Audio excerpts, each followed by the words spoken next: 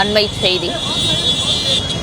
காஞ்சிபுரம் சுங்குவார் சத்திரத்தில் தனியார் கல்லூரி உள்ளரங்கில் மக்களை சந்திப்பதற்காக விஜய் வருகை புரியவிருக்கிறார். காஞ்சிபுரத்தில் தவிக சார்பில் மக்கள் சந்திப்பு நிகழ்ச்சி நடைபெறவுள்ள நிலையில் அதில் பங்கேற்பதற்காக விஜய் புறப்பட்டு சென்றுள்ளார்.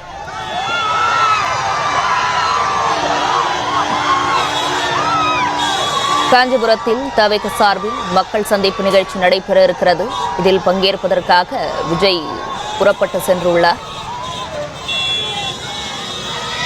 இதுகுறித்தான கூடுதல் விவரங்களோடு இணைந்திருக்கிறார் நமது செய்தியாளர் ராஜகுமரன். விவரங்களை பகிரலாம்.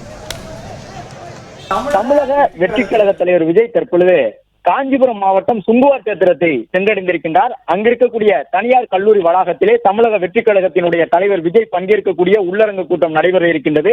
கடந்த 2 மாதங்களுக்கு முன்பாக வரை 55 நாட்களுக்கு முன்பாக வரை விஜய் மேற்கொண்ட சுற்றுப்பயணம் என்பது மிகப்பெரிய மக்கள் திரளாக இருந்தது. பல்லாயிரக்கணக்கில் மக்கள் திரண்டார்கள்.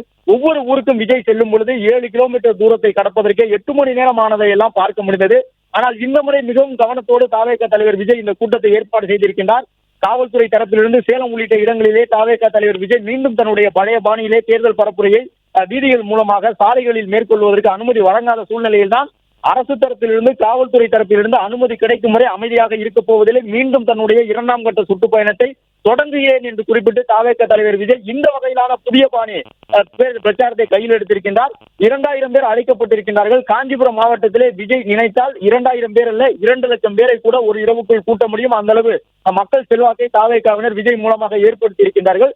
ஆனாலும் கரூர் கூட்ட நெரிசல் சம்பவத்திற்கு பிறகு மிகவும் கவனத்தோடு விஜய் இந்த கூட்டத்தை ஏற்பாடு செய்திருக்கின்றார். 2000 பேருக்கு மட்டும்தான் அனுமதி வழங்கப்பட்டிருக்கின்றது. விஜய் மீண்டும் தன்னுடைய சுற்றுப்பயணத்தை தொடங்கி இருக்கக்கூடிய அந்த காட்சிகளை காணுகின்றோம்.